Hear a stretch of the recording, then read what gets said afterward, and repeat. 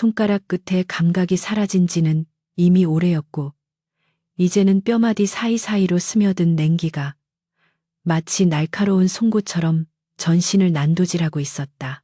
칠성은 눈을 뜨려 애썼지만 속눈썹이 서로 얼어붙어 시야는 흐릿한 백색의 공포로만 가득 차 있을 뿐 하늘과 땅의 경계조차 분간할 수 없었다. 그가 지금 서 있는 곳이 이승의 마지막 자락인지 아니면 저승의 초입인지조차 모호해지는 몽롱한 의식 속에서 칠성은 자신의 거친 숨소리가 마치 짐승의 단말마처럼 찢어져 나오는 것을 느꼈다. 태백산의 겨울 바람은 단순한 자연의 흐름이 아니었다. 그것은 산을 범하려든 오만한 인간을 징벌하려는 산신령의 분노한 채찍질과도 같아서 겹겹이 껴입은 무명옷을 비웃기라도 하듯 살간을 파고들어 뼛속의 골수까지 얼려버릴 기세였다. 칠성은 본능적으로 품속에 든 낡은 약초 대미를 더 세게 움켜쥐려 했으나 이미 굳어버린 손은 주인의 의지를 거역하고 나무 토막처럼 뻣뻣하게 굳어있을 뿐이었다. 이대로 죽는 것인가? 약초 하나 캐지 못하고 눈 귀신이 되어 구천을 떠돌게 되는가? 칠성의 입에서 새어나온 목소리는 바람소리에 묻혀 흔적조차 없이 사라졌다. 불과 반나절 전만 해도 하늘은 더없이 맑고 푸르러 칠성은 오늘이야말로 천년 묵은 산삼을 발견하여 지긋지긋한 가난의 굴레를 끊어낼 수 있으리라 확신했었다. 10만이 생활 20년의 오늘처럼 산의 기운이 맑고 영롱했던 적은 없었기에 그는 평소라면 감히 발을 들이지 않았을 험준한 북쪽 능선, 그 중에서도 약초꾼들 사이에서 호랑이, 아가리라 불리는 험지로 깊숙이 들어왔던 것이다. 그러나 산의 변덕은 여인의 마음보다 더 알 수 없는 법이라더니 정오가 지나자마자 먹장구름이 몰려오더니 순식간에 천지를 뒤덮는 폭설이 쏟아지기 시작했다. 눈송이는 솜털처럼 부드러운 것이 아니라 살을 베는 칼날처럼 사나웠고 시야를 가리는 백색의 장막은 칠성을 산속의 미아가 되게 만들었다. 그는 살기 위해 미친 듯이 눈밭을 헤치며 내려갈 길을 찾았지만 눈은 이미 무릎을 넘어 허리춤까지 차올라 한 걸음을 떼는 것조차 천근만근의 쇳덩이를 매단 듯 버거웠다. 방향 감각을 상실한 그는 결국 비탈길 아래 움푹 파인 바위 틈을 발견하고는 짐승처럼 그 안으로 기어들 수밖에 없었다. 바위 틈은 겨우 사람 하나가 웅크리고 앉을 수 있을 만큼 비좁았지만 몰아치는 눈보라를 피할 수 있는 유일한 피난처였다. 칠성은 덜덜 떨리는 몸을 최대한 웅크려 체온을 유지하려 애썼지만 스며드는 한기는 옷깃을 뚫고 들어와 심장을 조여왔다. 칠흑 같은 어둠이 내려앉기 시작하자 공포는 더욱 구체적인 형상을 띠고 다가왔다. 늑대의 울음소리가 바람에 실려 들려올 때마다 그는 자신이 사냥감이 되었다는 원초적인 두려움에 몸서리쳤다.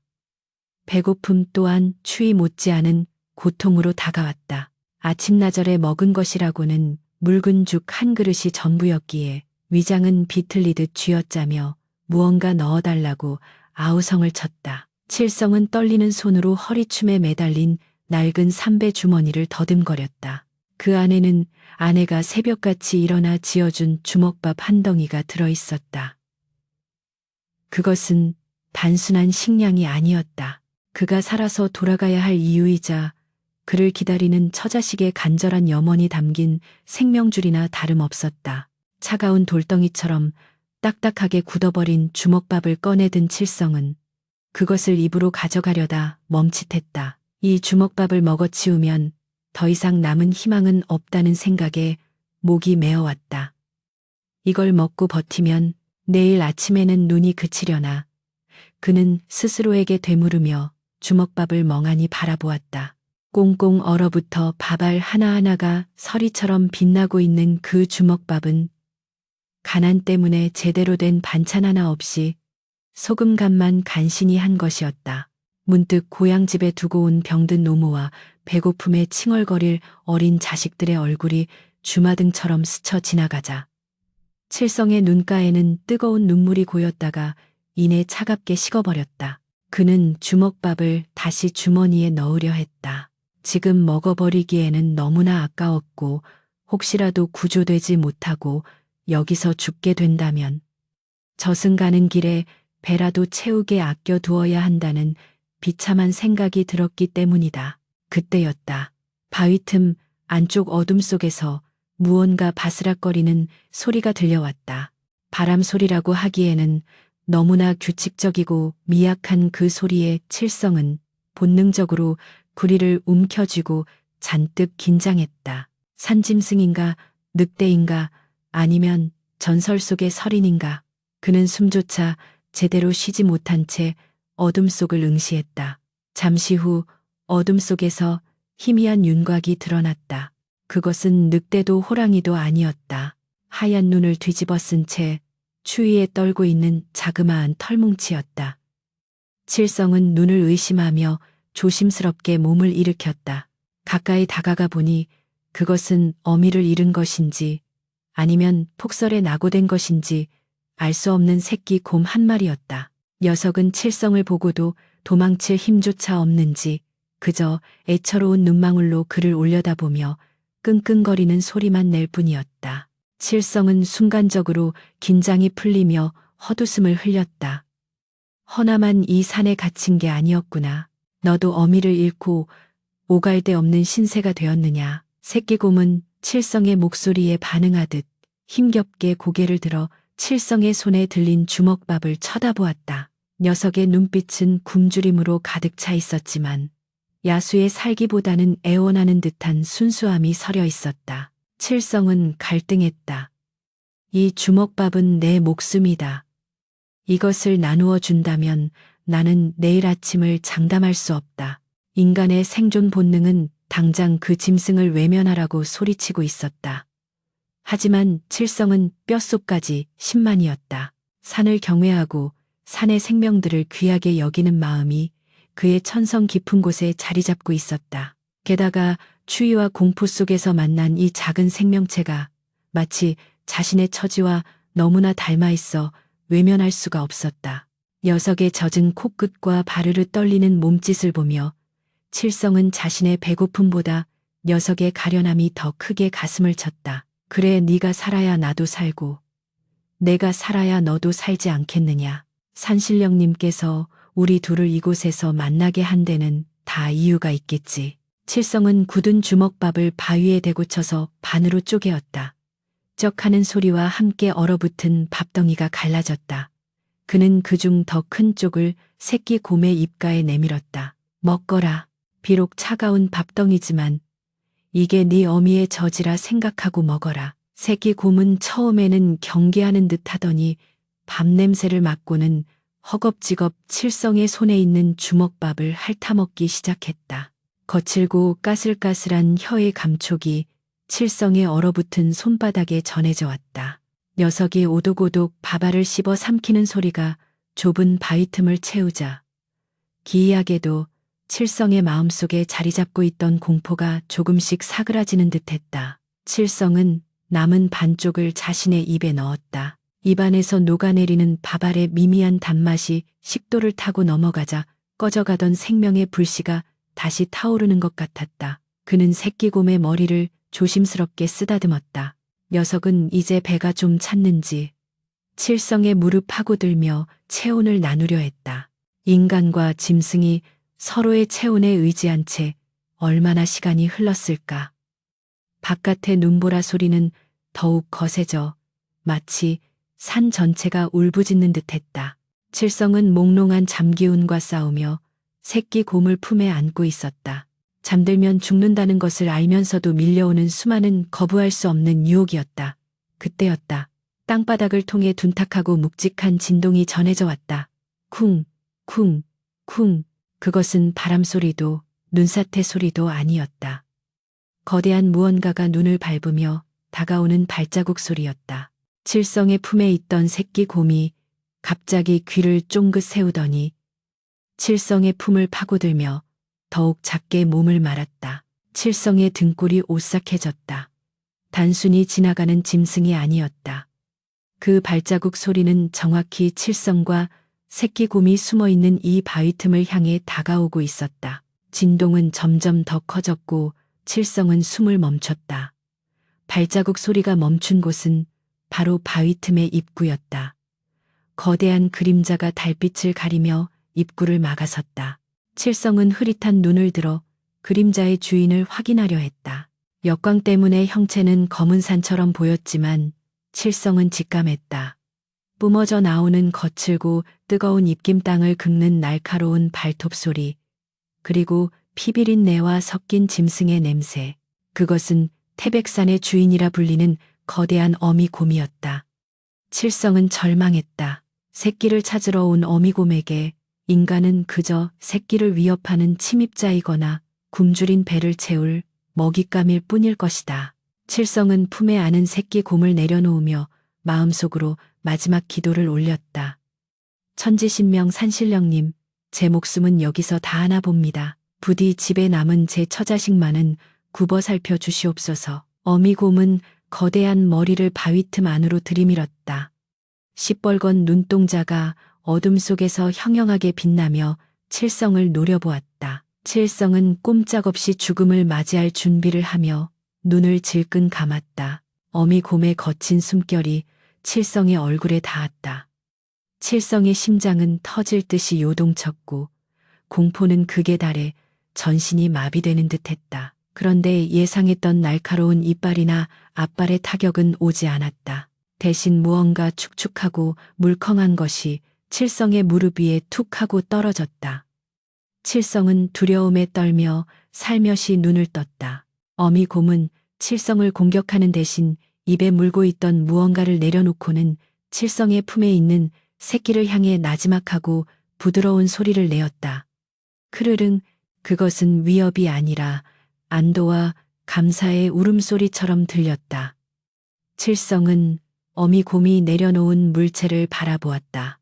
어둠 속에서도 기이할 정도로 붉은 빛을 내뿜고 있는 그것은 칠성이 평생을 찾아 헤매던 아니 10만 이들의 전설 속에서나 존재한다고 믿었던 기이한 형태의 약초였다. 칠성의 손이 떨리며 그 물체로 향했다. 거대한 어미곰은 마치 산신령이 현신한 듯 위험 있는 자태로 칠성을 내려다보았다가 이내 자신의 새끼를 향해 부드러운 콧소리를 내며 혀로 눈 묻은 털을 핥아주기 시작했다. 새끼곰은 칠성의 품에서 벗어나 어미의 다리 사이로 파고들며 응석을 부렸고 어미는 그런 새끼를 거대한 앞발로 감싸 안으며 칠성에게 마지막으로 깊은 눈빛을 보냈다. 그 눈빛은 짐승의 것이라기엔 너무나 깊고 그윽하여 칠성은 저도 모르게 바닥에 납작 엎드려 절을 올릴 뻔했다. 그것은 생명을 구해준 은인에 대한 감사이자 함부로 범접할 수 없는 산의 주인에 대한 경외심이었다. 어미곰은 칠성이 엎드린 모습을 잠시 지켜보다가 이내 새끼를 이끌고 눈보라치는 어둠 속으로 천천히 사라져갔다. 그들이 떠난 자리에 남은 것은 오직 바람 소리와 칠성의 무릎 위에 놓인 기이한 약초뿐이었다. 칠성은 떨리는 손으로 어미곰이 남기고 간 것을 조심스럽게 집어들었다. 순간 손끝을 타고 전해지는 찌릿한 기운이 팔을 타고 심장까지 치고 올라와 그는 숨을 들이켰다. 어둠 속에서도 스스로 붉은 빛을 발하고 있는 이 물체는 칠성이 10만이 생활 20년 동안 단 한 번도 보지 못한 기이한 형상을 하고 있었다. 뿌리의 굵기는 어린아이의 팔뚝만 했고 잔뿌리들은 마치 살아있는 사람의 사지처럼 정교하게 뻗어 있어 얼핏 보면 갓 태어난 핏덩이 아이가 웅크리고 있는 듯한 착각을 불러일으켰다. 더욱 놀라운 것은 그 산삼에서 뿜어져 나오는 온기였다. 꽁꽁 얼어붙은 바위 동굴 안에서도 이 약초만큼은 마치 뜨거운 피가 흐르는 생명체처럼 열기를 내뿜고 있어 칠성이 그것을 가슴에 품자 뼛속까지 스며들었던 한기가 순식간에 녹아내리는 듯했다. 이것은 단순한 산삼이 아니다. 전설로만 듣던 동자삼 동즈, 아니 그보다 더한 영물이 틀림없어. 칠성은 압도적인 전율에 몸을 떨며 중얼거렸다. 산삼의 머리 부분, 즉 뇌두는 수십 개가 뭉쳐 있어 그 나이를 가늠조차 할 수 없었고 몸통에서는 흙냄새가 아닌 짙고 향긋한 박하 향과 비릿한 피냄새가 묘하게 섞인 기이한 향기가 피어올랐다. 칠성은 이 귀한 것을 혹여나 누가 볼세라 서둘러 품속 깊이 갈무리했다. 굶주림과 추위는 어느새 잊혀졌고 가슴 속에서 뛰는 심장 박동은 마치 북소리처럼 귓가에 울렸다. 밤새 눈보라는 멈추지 않았지만 칠성은 품에 안은 영물의 기운 덕분인지 거짓말처럼 추위를 느끼지 않고 잠들 수 있었다. 다음 날 아침 언제 그랬냐는 듯 맑게 갠 하늘 아래 태백산은 눈부신 은색의 자태를 뽐내고 있었다. 밤사이 쌓인 눈은 허리춤을 넘겼지만 칠성의 몸은 깃털처럼 가벼웠다. 그는 참이를 지팡이 삼아 눈 덮인 산을 내려오기 시작했다. 발을 디딜 때마다 눈이 푹푹 빠졌지만 그의 눈빛은 희망으로 이글거렸다. 이 사만 뿌리면, 아니 이 삼의 잔뿌리 하나만 팔아도 병든 노모의 약값은 물론이요. 굶주리는 처자식에게 따뜻한 쌀밥과 고깃국을 배불리 먹이고도 남을 것이었다. 아니 대대손손 부귀영화를 누릴 수도 있을지 모른다는 욕망이 스멀스멀 피어올랐으나 칠성은 고개를 세차게 저으며 마음을 다잡았다. 욕심을 부리면 화를 부르는 법. 그저 식구들 입에 풀칠이나 면하면 족하다. 산 아래 마을에 도착했을 때는 이미 해가 중천에 떠 있었다. 며칠 만에 돌아온 칠성의 몰골은 말이 아니었다. 머리카락은 산발이 되었고 옷은 여기저기 찢어져 거짓골이나 다름없었지만 그의 눈만은 형형하게 빛나고 있었다. 마을 입구에 들어서자 익숙한 풍경이 눈에 들어왔다. 무너질 듯 기울어진 초가집들과 굶주림에 지쳐 햇마루에 힘없이 앉아있는 노인들의 모습. 칠성은 곧장 자신의 집으로 향하지 않고 마을 어귀에 있는 낡은 선앙당 뒤편으로 몸을 숨겼다. 품속의 보물을 아무에게도 들키지 않고 집으로 가져가야 했기 때문이다. 그는 주위를 두리번거리며 인기척이 없는 것을 확인한 후 재빨리 골목길을 가로질러 자신의 집 살인문을 밀고 들어갔다. 여보, 어머니 제가 왔습니다. 칠성의 목소리에 부엌에서 쑥을 다듬던 아내가 헐레벌떡 뛰어나왔고 방 안에서는 노모의 쿨럭거리는 기침 소리가 들려왔다. 아내는 남편의 살아있는 모습을 보자마자 다리에 힘이 풀린 듯 주저앉으며 통곡했다. 아이고, 이 양반아 눈이 그리 많이 와서 산귀신이 된 줄만 알았는데 살아서 돌아오셨구려. 칠성은 아내를 일으켜 세우며 안방으로 들어갔다. 윗목에 누워있던 노모는 아들을 보자마자 앙상한 손을 뻗어 그의 얼굴을 더듬었다. 칠성은 차마 품속의 삶을 꺼내 보일 수가 없었다. 이토록 귀한 물건은 보는 눈이 많을수록 위험한 법이었다. 그는 아내에게 눈짓하여 방문을 단단히 걸어 잠그게 한 뒤 비로소 품속에서 무명천으로 겹겹이 싼 산삼을 꺼내 놓았다. 무명천을 한 겹 한 겹 벗겨내자 방 안 가득 기이한 붉은 광채와 함께 머리가 맑아지는 향기가 퍼져나갔다. 아내는 입을 다물지 못한 채 뒷걸음질 쳤고 노모 또한 침침한 눈을 비비며 몸을 일으켰다. 이게 도대체 무엇입니까? 산삼입니까? 아내의 떨리는 물음에 칠성은 목소리를 낮추어 속삭였다. 쉿! 목소리를 낮추시오. 이건 보통 산삼이 아니오. 산신령님께서, 아니 곰 형님께서 내려주신 영약이요. 그는 자신이 겪은 기이한 일들을 하나도 빠짐없이 털어놓았다. 이야기를 듣는 내내 아내와 노모는 믿을 수 없다는 표정으로 연신 나무관세음보살을 읊조렸다. 하지만 기쁨도 잠시 칠성의 마음 한구석에는 불안감이 싹트기 시작했다. 이토록 엄청난 물건을 소박한 신만이가 가지고 있다는 사실 자체가 화근이 될 수 있었다. 여보 당장 쌀독이 비었으니 이걸 내다 팔아야 하지 않겠소. 아내가 조심스럽게 물었지만 칠성은 단호하게 고개를 저었다. 안 돼요. 이 마을 장터에서 이런 물건을 내놓았다가는 소문이 삽시간에 퍼져 도적대가 들끓거나 관아에 빼앗길 것이 뻔하오. 내 며칠 몸을 추스른 뒤 한양으로 올라가 큰 약재상에게 은밀히 보일 것이니 그때까지만 참읍시다. 칠성은 산삼을 다시 조심스럽게 싸서 방바닥 구들장 밑 아무도 모르는 비밀 공간에 숨겨두었다. 그리고는 며칠 동안 산에서 겪은 피로를 풀기 위해 자리에 누웠다. 그러나 칠성이 간과한 것이 하나 있었다. 바로 그가 가져온 산삼의 향기였다. 아무리 꽁꽁 싸매고 구들장 밑에 숨겨두었다. 한들 천년 묵은 영물의 향기는 흙벽을 뚫고 초가지붕을 넘어 바람을 타고 마을 곳곳으로 스며들고 있었던 것이다. 마을에서 가장 크고 화려한 기와집에 사는 최진사는 읍내에서 소문난 유지이자 악독하기로 유명한 약재상이었다.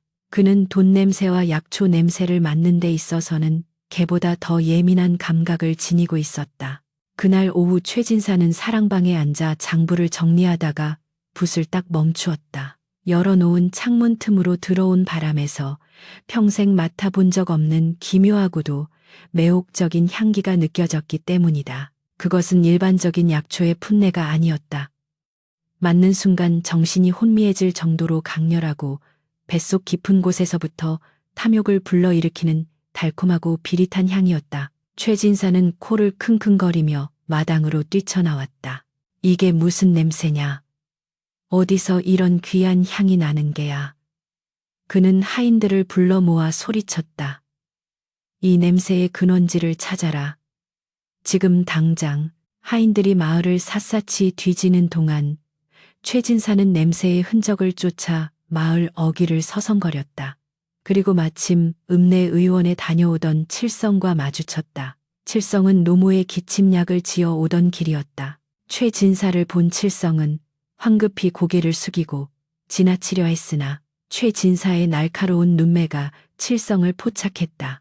최진사는 칠성의 앞을 가로막으며 음흉한 미소를 지었다. 자네 칠성이 아닌가 며칠 전 폭설의 산에 고립되었다고 들었는데 살아서 돌아왔구먼.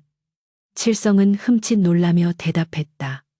예, 천운으로 목숨만 건져 내려왔습니다. 최진사는 칠성의 주위를 천천히 빙빙 돌며 코를 벌름거렸다. 칠성의 몸 특히 허리춤과 가슴팍에서는 아까 그 기묘한 향기가 더욱 짙게 배어나오고 있었다. 최진사의 눈이 탐욕스럽게 번들거렸다. 빈손으로 내려온 게 아닌 모양이네 자네 몸에서. 나는 이 향기는 내 평생 수많은 약초를 다루었지만 처음 맡는 것일세. 도대체 무엇을 캐온 건가? 칠성은 심장이 덜컥 내려앉는 것 같았다.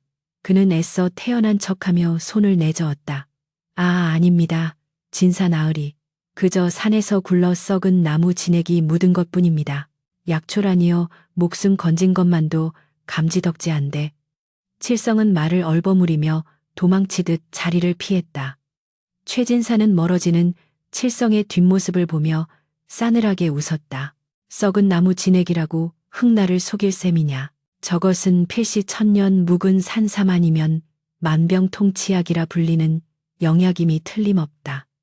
최진사는 칠성의 허름한 뒷모습에서 금덩어리의 환영을 보았다. 그는 즉시 자신의 신복인 마름을 불렀다. 여봐라. 당장 관아의 이방에게 연통을 넣어라. 내 은밀히 할 이야기가 있다고. 그리고 너희들은 지금부터 칠성의 집을 감시하되 쥐새끼 한 마리도 빠져나가지 못하게 지켜라. 그날 밤 최진사는 잠을 이루지 못했다.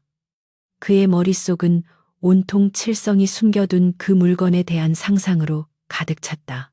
만약 자신의 짐작대로 그것이 전설 속의 영약이라면 그것을 손에 넣어 조정의 고관대작에게 바치거나 아니면 비싼 값에 중국 상인에게 넘겨 평생 다 쓰지 못할 부를 축적할 수 있을 것이었다. 감히 천한 10만이 놈이 가질 물건이 아니었다. 최진사는 사랑방에 촛불을 끄며 나지막이 중얼거렸다. 칠성이 놈 제 발로 내놓지 않는다면 억지로라도 뺏어낼 수밖에. 관아의 힘을 빌리면 안 될 일이 없지. 어둠 속에서 최진사의 눈은 먹이를 노리는 뱀의 눈처럼 차갑게 빛났다. 한편 칠성의 집에서는 칠성이 불안한 마음에 잠을 설치고 있었다. 구들장 밑에 숨겨둔 산삼이 자꾸만 붉은 빛을 내뿜으며 윙윙거리는 소리를 내는 것 같아 그는 몇 번이고 일어나 바닥에 귀를 대보아야 했다. 그것은 마치 다가올 불길한 미래를 경고하는 영물의 울음소리 같았다. 다음 날 아침, 칠성의 집 마당에는 관아의 포졸들이 들이닥쳤다. 신만이 칠성은 나와서 포승을 받아라. 우렁찬 고함 소리에 놀라 뛰쳐나온 칠성은 영문도 모른 채 포졸들에게 결박당했다. 아내와 노모가 울며불며 매달렸지만 포졸들은 그들을 거칠게 밀쳐냈다. 네 죄는 네가 알 것이다. 나라에 진상해야 할 귀한 약초를 훔쳐 사리사욕을 채우려 한 죄 관아에 가서 문초를 받으면 실토하게 될. 게다 포졸의 말에 칠성은 억장이 무너지는 듯했다. 훔치다니 산삼은 산의 주인인 산신령이 내려주는 것이지 나라의 물건이 아니었다. 그러나 포졸들의 뒤에서 비열한 웃음을 흘리며 서 있는 최진사의 모습을 본 순간 칠성은 이 모든 것이 함정임을 깨달았다. 최진사는 칠성의 집 안으로 유유히 걸어 들어갔다. 자, 이제 그 냄새의 근원을 찾아볼까.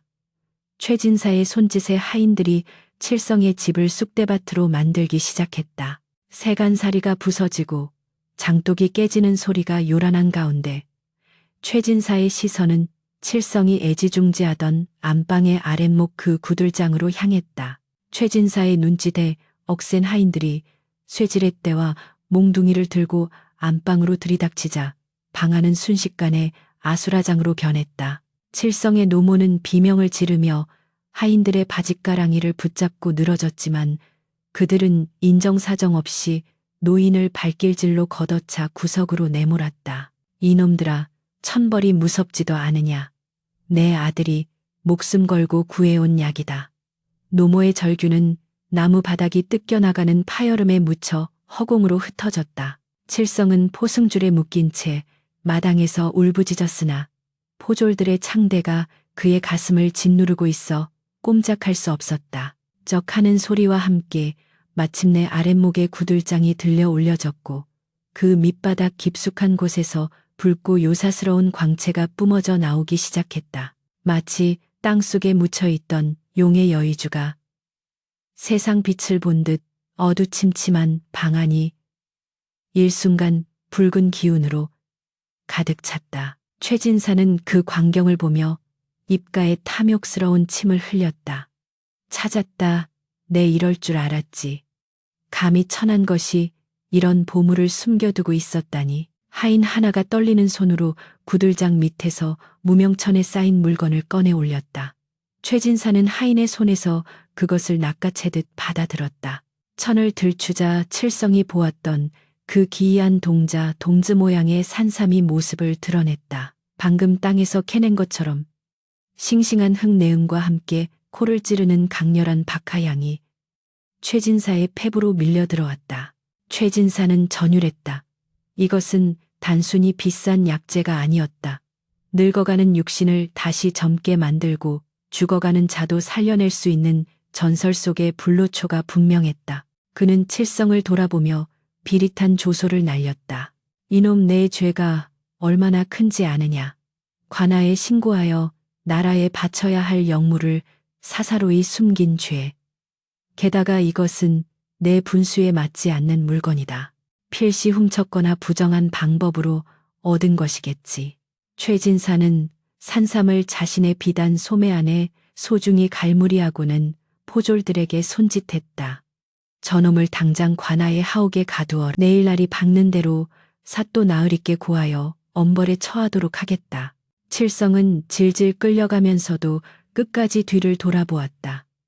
마당에 주저앉아 땅을 치며 통곡하는 아내와 충격으로 실신한 노모의 모습이 눈에 들어오자 가슴이 찢어지는 듯했다. 어머니 여보, 내 꼭 돌아오리다. 나는 죄가 없소. 칠성의 외침은 멀어지는 집과 함께 희미해졌고 그는 차가운 옥사에 처박히는 신세가 되었다. 관아의 감옥은 햇빛 한 점 들지 않는 칠흑 같은 어둠 속이었다. 바닥에는 썩은 지푸라기가 깔려 있었고 퀴퀴한 곰팡이 냄새와 피비린내가 진동했다. 칠성은 차가운 벽에 등을 기대고 앉아 무릎 사이에 얼굴을 파묻었다. 억울함과 분노가 치밀어 올라 피를 토할 것만 같았다. 자신이 욕심을 부려 산삼을 팔려고 했던 것도 아니요. 그저 병든 어미를 살리고자 했을 뿐인데 세상은 어찌하여 가난한 자에게 이토록 가혹하단 말인가. 그는 자신의 운명을 저주하며 하염없이 눈물을 흘리다 지쳐 어느새 까무룩 잠이 들고 말았다. 꿈속인지 생시인지 분간할 수 없는 몽롱한 안개 속에서 칠성은 다시 태백산에 눈 덮인 절벽 위에 서 있었다. 칼바람이 몰아치던 현실과 달리 꿈속에 사는 기이할 정도로 고요하고 평온했다. 그때 절벽 아래에서 누군가 칠성을 부르는 소리가 들려왔다. 아저씨, 아저씨. 칠성이 소리나는 쪽을 내려다보니 10살 남짓되어 보이는 사내 아이 하나가 절벽 중간에 위태롭게 매달려 있었다. 아이의 옷은 남루했고 등에는 낡은 약초 바구니가 매달려 있었다. 칠성이 손을 뻗어 아이를 구하려 했지만 손이 닿지 않자 아이는 슬픈 눈으로 칠성을 올려다보며 말했다. 저도 어머니 약을 구하러 왔어요. 우리 어머니가 많이 아프시거든요. 아이의 목소리는 칠성의 가슴을 후벼 팠다. 잠시 후 아이의 손이 미끄러지며 절벽 아래 까마득한 낭떠러지로 떨어져 내렸다. 안 돼. 칠성이 비명을 지르며 손을 뻗는 순간 아이의 몸은 바닥에 닿기 직전 붉은 빛으로 산산이 부서지며 한 뿌리의 산삼으로 변했다. 그 산삼은 칠성이 곰에게 받은 바로 그 동자삼이었다. 붉은 빛이 소용돌이치며 다시 아이의 형상으로 피어오르더니 칠성에게 다가와 속삭였다. 아저씨는 배고픈 곰동생에게 밥을 주셨잖아요. 곰형님은 제 친구예요. 제가 아저씨를 따라온 건 아저씨의 마음이 저와 같기 때문이에요. 슬퍼하지 마세요. 진심은 반드시 통하는 법이니까요. 아이가 칠성의 손을 잡자 따뜻한 온기가 전해져 왔다. 그 순간 거대한 곰의 그림자가 아이의 뒤에 나타나 칠성을 향해 고개를 끄덕였다. 그것은 칠성에게 산삼을 물어다 준 그 어미 곰이었다. 곰의 눈빛은 칠성에게 두려워 말라고 말하는 듯했다. 칠성은 꿈속에서 깨달았다. 이 산삼은 단순한 약초가 아니라 지극한 효심을 품고 죽은 아이의 혼이 깃든 효심동자 삼셔신동즈이었음을, 그리고 자신이 베푼 작은 자비, 그 주먹밥 반덩이가 이 영물과 자신을 이어준 끈이었음을 알게 되었다. 칠성은 꿈에서 깨어나서도 한참 동안 가슴 먹먹한 감동에 젖어 어둠 속을 응시했다. 같은 시각 최진사의 기와집 사랑방에서는 기이한 일이 벌어지고 있었다. 최진사는 하인들을 모두 물리고 방문을 걸어 잠근 채 탁자 위에 놓인 산삼을 감상하고 있었다. 촛불 아래서 빛나는 산삼의 자태는 보면 볼수록 신비로웠다. 이것을 한양의 영의정 대감께 바치면 내 아들의 벼슬길이 열릴 것이고, 만약 중국 상인에게 넘긴다면 금으로 만든 집을 짓고도 남겠지. 최진사는 부풀어 오르는 상상에 취해 술잔을 기울였다. 취기가 오르자 그는 산삼을 직접 만져보고 싶은 충동을 억누를 수 없었다. 그는 떨리는 손을 뻗어 산삼의 몸통을 잡으려 했다. 그런데 손가락이 산삼의 표면에 닿으려는 찰나 치익 하는 소리와 함께 타는 냄새가 진동했다. 아악. 최진사는 비명을 지르며 뒤로 나자빠졌다. 손을 살펴보니 산삼에 닿았던 손가락 끝이 불에 댄 것처럼 시꺼멓게 타들어가고 있었다. 뜨거운 불에 댄 것이 아니라 마치 얼음장 같은 냉기에 순식간에 동상을 입은 듯 살점이 괴사해 버린 것이다. 이게 무슨 조화란 말이냐. 최진사는 공포에 질려 뒷걸음질 쳤다. 탁자 위에 놓인 산삼은 아까보다 더욱 붉은 핏빛을 띠며 진동하고 있었다. 윙윙거리는 소리는 이제 방 안을 가득 채우는 울음소리로 변해 있었다. 으앙, 으앙. 그것은 어린아이의 서러운 통곡 소리였다. 최진사는 귀를 틀어막았지만 소리는 머릿속을 파고들었다.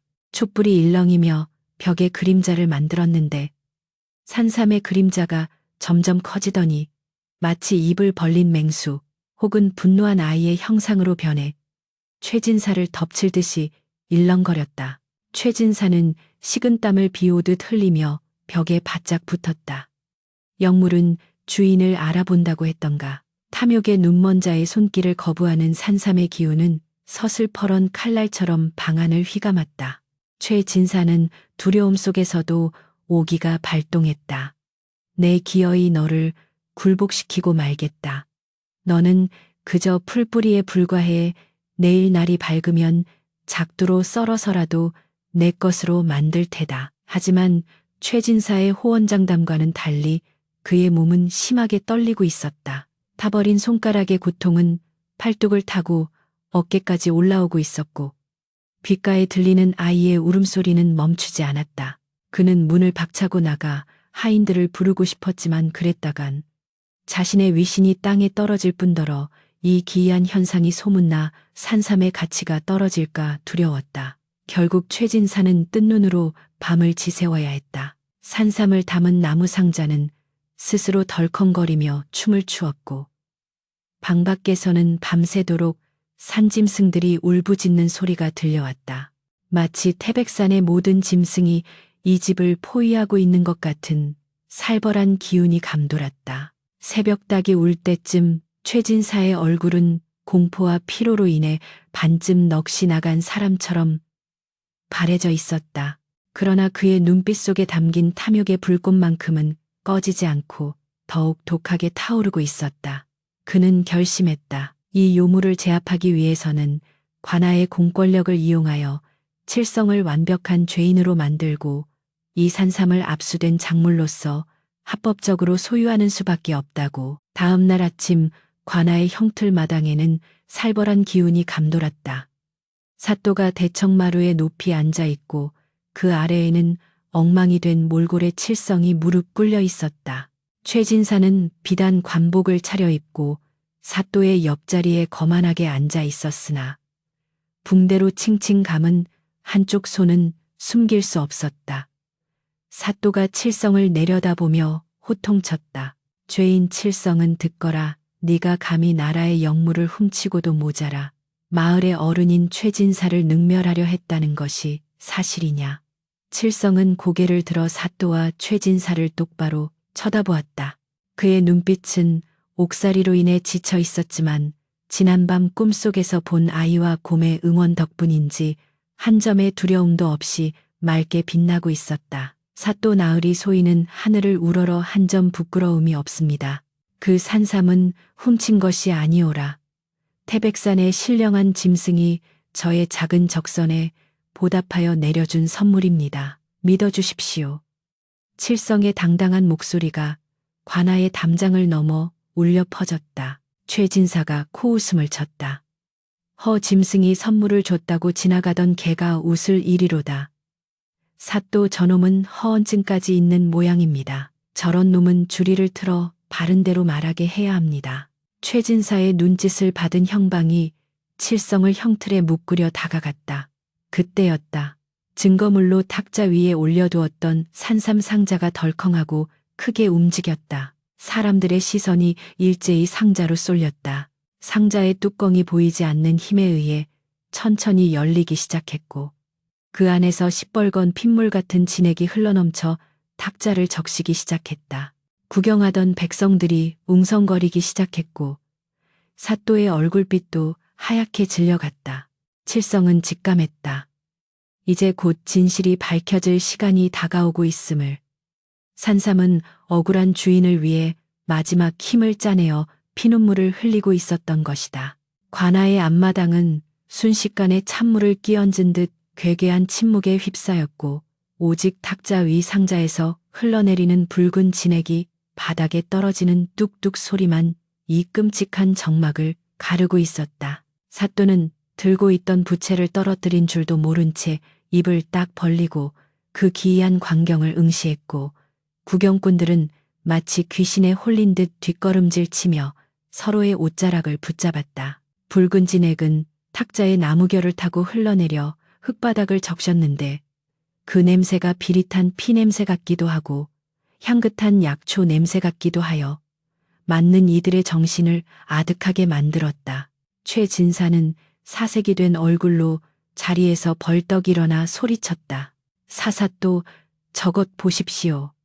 저놈이 요사스러운 술법을 부려 신성한 관아를 더럽히고 있습니다.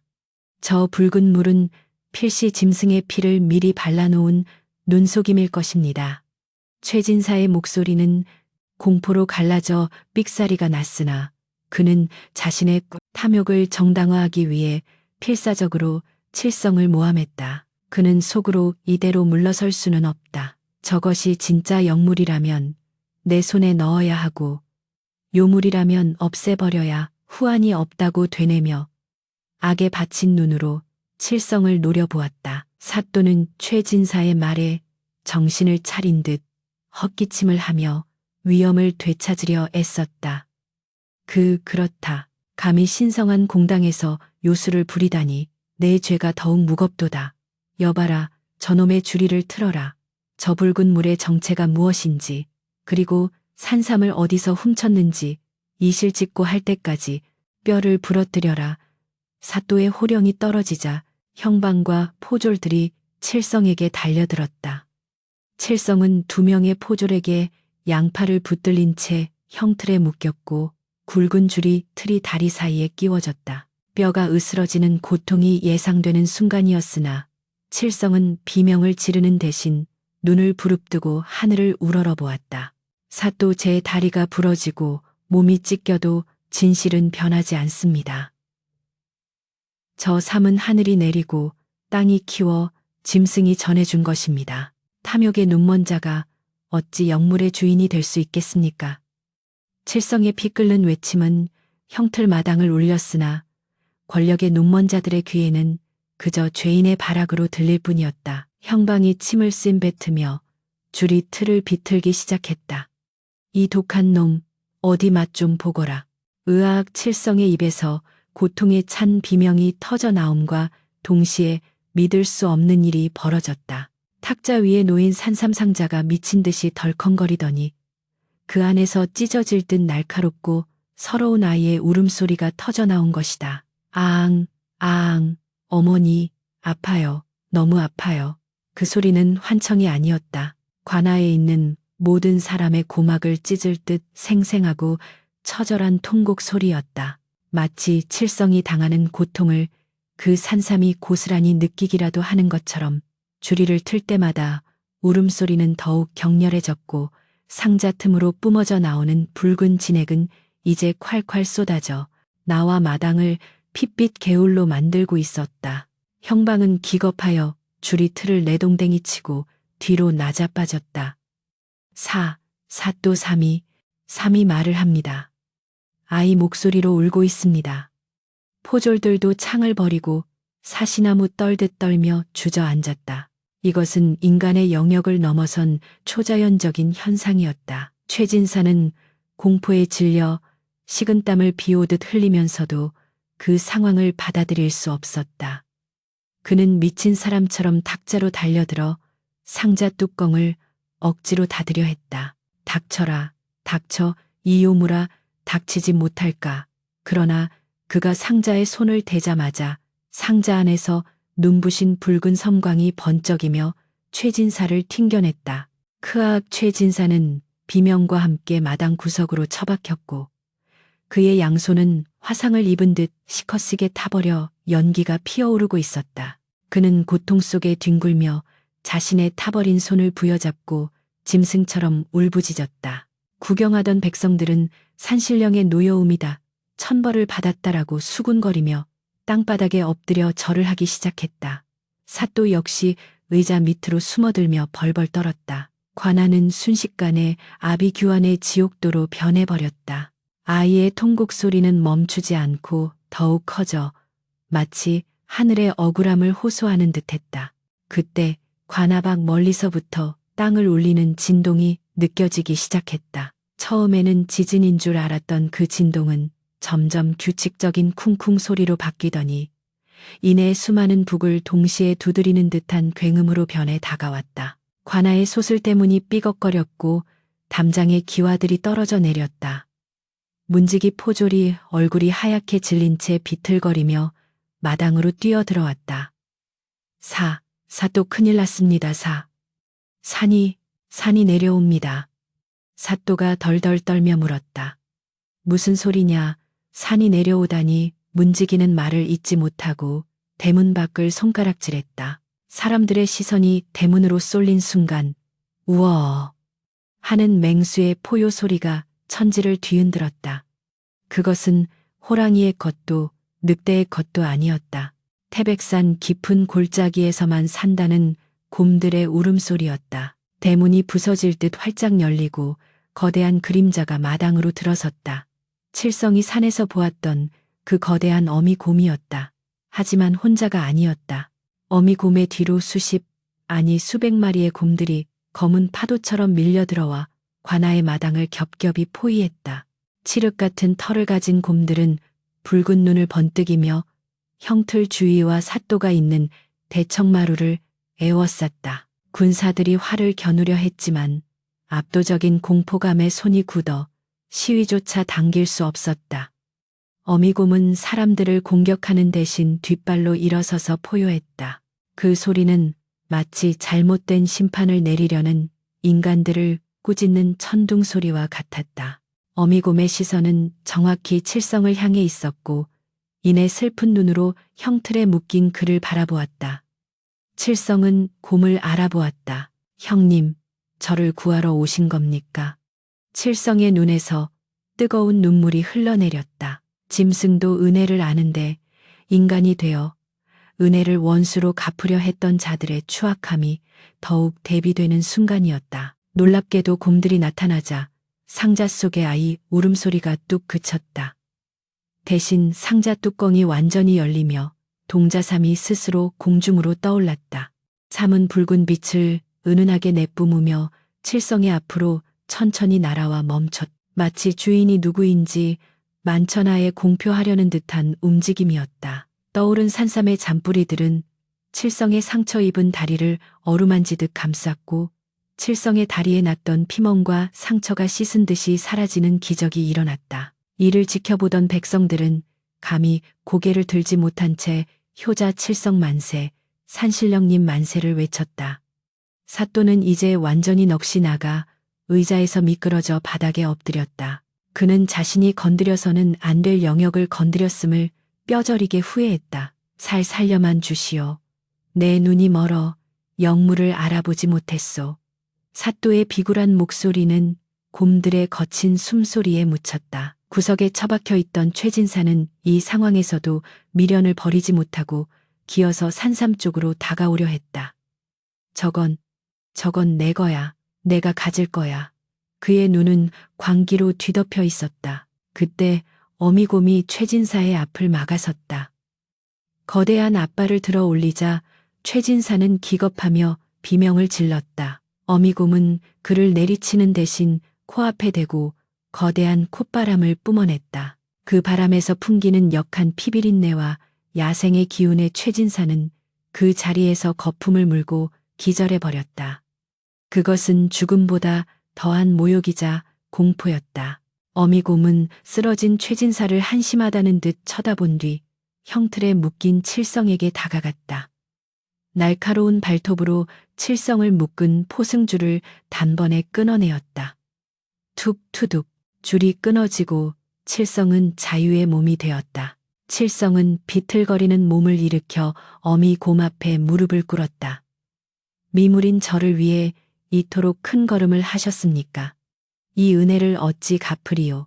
어미곰은 칠성의 어깨를 툭툭 치며 일어나라는 신읒을 했다. 그리고는 주위를 둘러싼 관아의 관리들과 사또를 향해 으르렁거렸다. 그것은 다시는 이 사람을 건드리지 말라는 엄중한 경고였다. 공중에 떠있던 효심동자삼은 다시 칠성의 품으로 날아와 안겼다. 따뜻하고 묵직한 기운이 칠성의 전신을 감싸 안았다. 이제 누구도 감히 칠성을 죄인이라 부를 수 없었다. 그는 태백산의 신령이 선택한 의인 일흔이었고 탐욕스러운 인간 세상에 경종을 울리는 살아있는 증거였다. 사또는 떨리는 목소리로 외쳤다. 여여봐라, 당장 칠성의 무죄를 선포하고 최진사를 하옥하라. 저자가 무고한 백성을 모함하고 관할을 능멸하였다. 사또의 뒤늦은 수습에 포졸들이 기절한 최진사를 질질 끌고 갔다. 눈 내리는 관아의 마당 칠성은 품에 안은 산삼과 자신을 지켜주는 수백 마리의 곰들 사이에 서 있었다. 구름이 걷히고 햇살이 비치자 눈 덮인 마당은 보석처럼 빛났고 칠성의 남루한 옷자락은 마치 신선해 오신 양바람에 펄럭였다. 백성들은 환호했고 악인들은 고개를 숙였다. 칠성은 산삼을 꼭 껴안으며 집에서 기다릴 어머니와 아내를 생각했다. 이제 모든 시련은 끝났다. 하지만 칠성의 눈은 단순히 기쁨에만 머물지 않았다. 그는 탐욕이 불러온 이 참극을 목도하며 자신이 가진 이 보물이 세상에 또 다른 불씨가 되지 않게 하려면 어떻게 해야 할지 깊은 고민에 잠겼다. 어미곰이 칠성의 고민을 알기라도 하듯 그의 손을 핥으며 나지막이 울었다.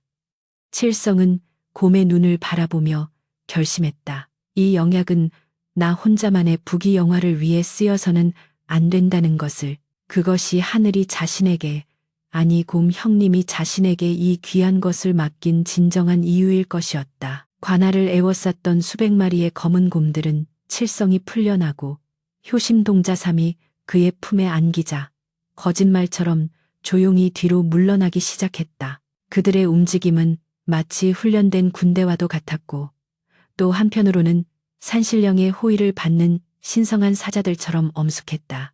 제일 앞에서 무리를 이끌던 거대한 어미곰은 마지막으로 칠성을 향해 깊은 눈맞춤을 보냈다. 그 눈빛 속에는 인간의 언어로는 다 표현할 수 없는 신뢰와 작별의 인사가 담겨 있었다. 칠성이 허리 굽혀 깊은 절을 올리자 어미곰은 만족한 듯 고개를 끄덕이고는 긴 포효와 함께 태백산 쪽으로 몸을 돌렸다. 곰들이 물러간 자리에는 하얀 눈 위에 수많은 발자국만이 남아 방금 전 일어난 일이 꿈이 아님을 증명하고 있었다.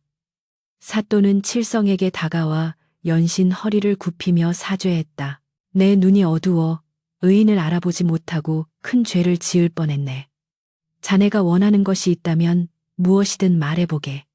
내 관아의 곳간을 열어서라도 보상하리다. 그러나 칠성은 고개를 가로저었다. 사또 나으리 재물은 필요 없습니다.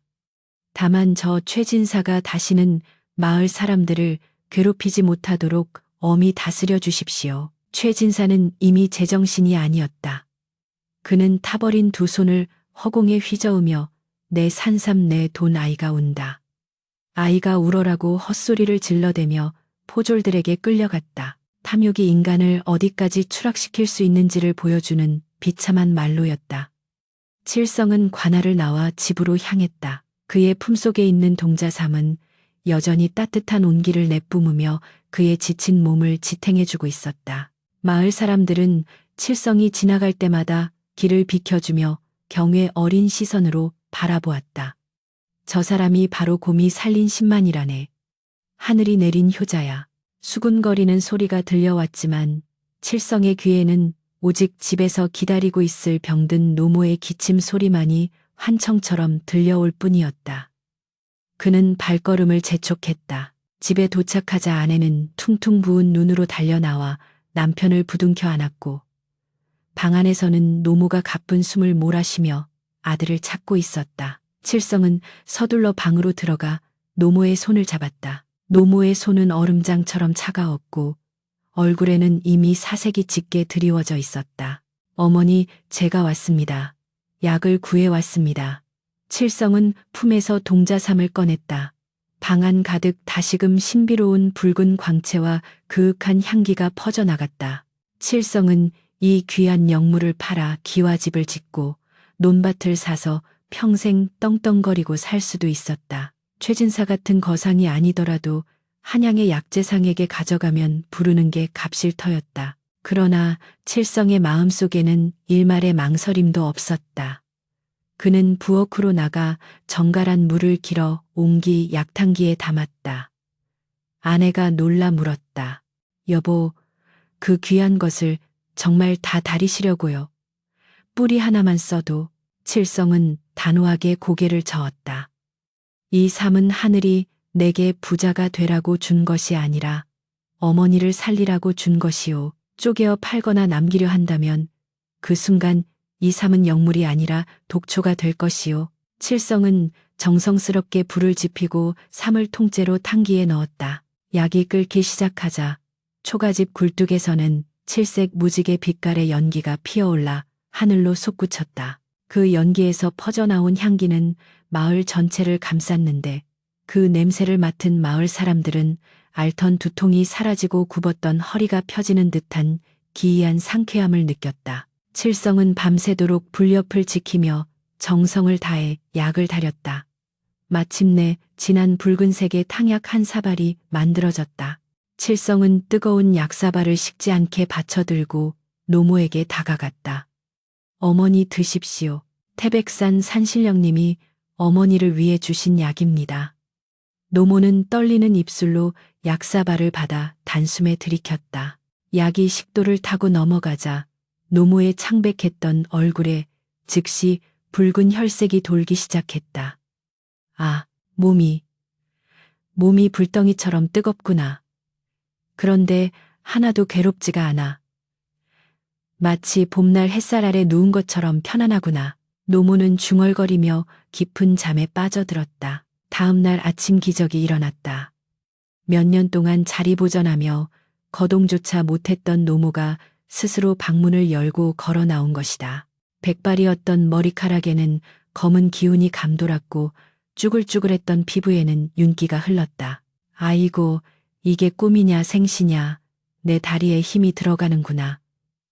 노모가 덩실덩실 춤을 추자 칠성과 아내는 서로를 부둥켜 안고 감격의 눈물을 흘렸다. 그러나 효신동자삼의 기적은 여기서 멈추지 않았다. 칠성은 약을 다리고 남은 삼의 찌꺼기와 탕기 바닥에 남은 몇 방울의 진액을 버리지 않고 다시 물을 부어 묽게 다렸다. 그리고는 그것을 들고 마을에서 가장 가난하고 병든 독거노인의 집을 찾아갔다. 할머니, 이것 좀 드셔보세요. 평생을 가난과 병마에 시달리던 노인은 칠성이 건넨 묽은 약물을 마시고는 씻은 듯이 기력을 되찾았다. 칠성은 자신이 가진 복을 독차지하지 않고 이웃과 나눔으로써 그 효험을 온 마을에 퍼뜨린 것이다. 최진사의 몰락은 처참했다. 관아에서 풀려났으나 이미 손은 쓸 수 없이 망가졌고 가세는 급격히 기울었다.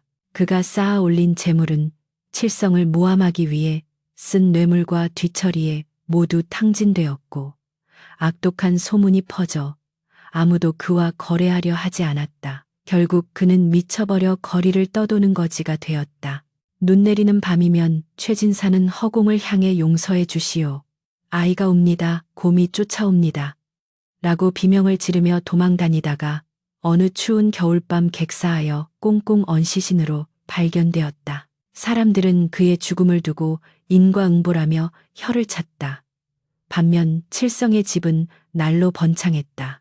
큰돈을 벌지는 않았으나 칠성이 산에 갈 때마다 질 좋은 약초들이 눈에 띄어 식구들이 배를 샜는 일은 없었다. 노모는 백수를 누리며 편안히 살다가 잠자듯 세상을 떠났다. 세월이 흘러 칠성도 나이가 들어 노인이 되었다. 어느 눈이 펑펑 쏟아지는 날 칠성은 가족들을 불러 모았다. 나는 이제 가야 할 곳이 있다. 산이 나를 부르는구나. 그는 젊은 시절 썼던 낡은 약초 칸미 하나만을 챙겨들고 집을 나섰다. 자식들과 손자들이 말렸으나 칠성의 표정은 그 어느 때보다 평온하고 단호했다. 그는 뒤도 돌아보지 않고 눈 내리는 태백산 속으로 걸어 들어갔다. 마을 사람들은 칠성이 산 입구에 다다랐을 때 숲속에서 커다란 곰 한 마리가 마중 나오는 것을 보았다고 했다. 칠성은 마치 오래된 친구를 만난 듯 곰의 등에 손을 얹고 함께 눈보라 속으로 사라졌다고 전해진다. 그 후로 태백산 10만이들 사이에서는 전설이 하나 생겨났다. 눈보라가 몰아치는 날이면 곰을 거느리고 산을 지키는 백발의 신선을 볼 수 있는데 그가 바로 효자 칠성이라는 이야기였다. 욕심을 버리고 생명을 귀히 여긴 한 인간의 이야기는 태백산의 눈꽃처럼 영원히 녹지 않는 전설이 되어 오늘날까지도 사람들의 입에서 입으로 전해 내려오고 있다.